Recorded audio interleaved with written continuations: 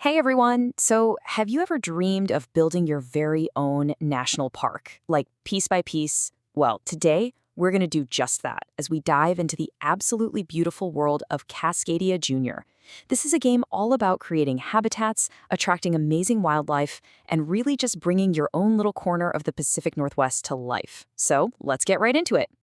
So, in Cascadia Junior, the whole idea is to create the most awesome, vibrant ecosystem you can.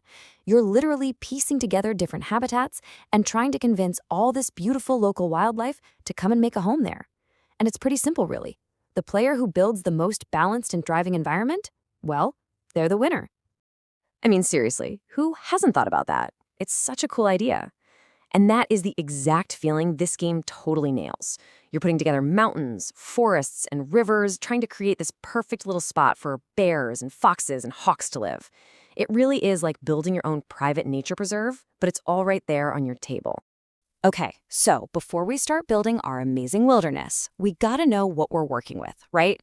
Let's take a quick look at all the pieces and parts that are gonna bring your ecosystem to life.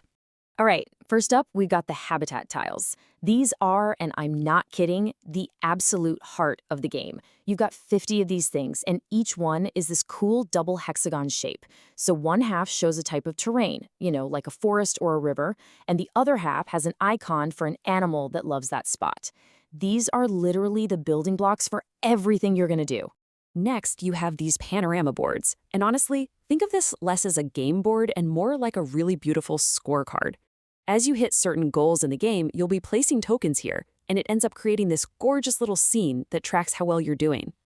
And of course, you can't have a national park without animals, right?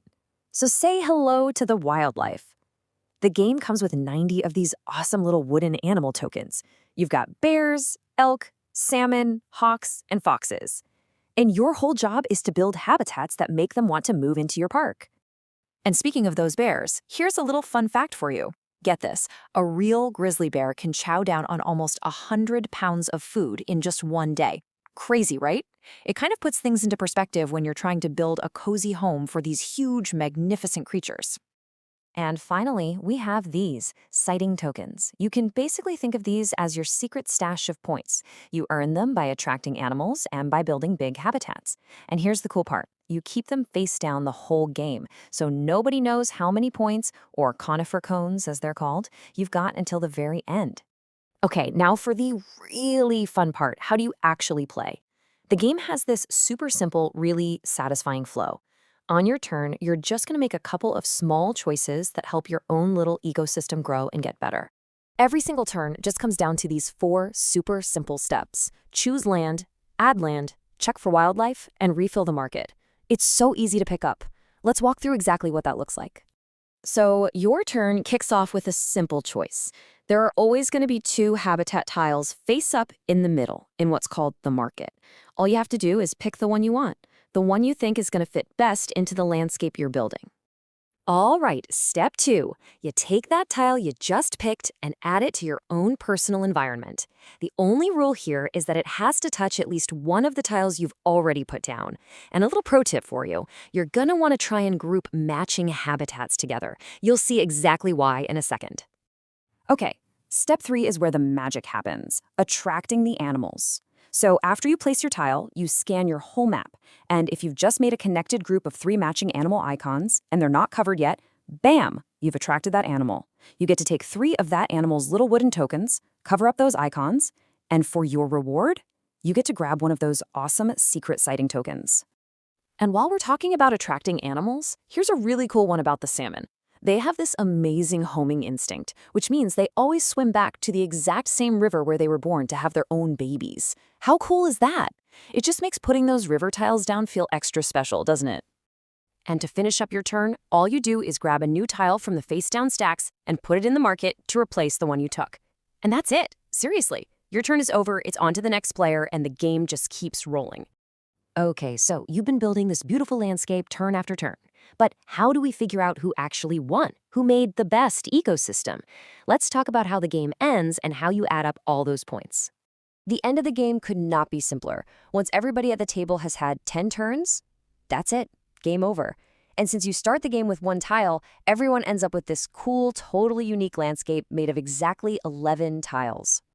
So after everyone's had their last turn, there's one final way to get some bonus points. You look at your biggest connected area for each of the 5 different habitats. If you've got a group of 3, 4, or 5 matching tiles together, you get 1 extra sighting token. But if you manage to make a massive area of 6 or more tiles, you get 2 bonus tokens, which is a huge deal. And now for the big reveal.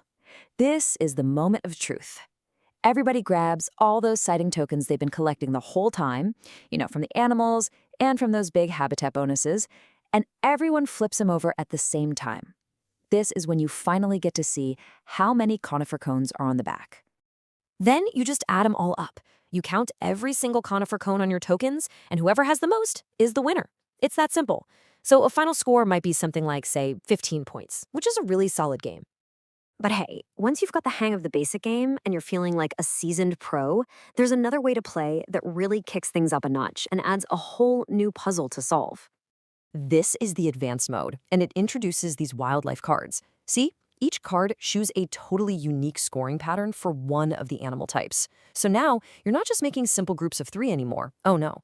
You're trying to arrange your animal icons into specific shapes and patterns. It completely changes how you think and adds this awesome new layer of strategy. And really, that's it. That's everything you need to know. It's such a great game of simple, satisfying choices, absolutely gorgeous artwork, and just creating your own little slice of nature.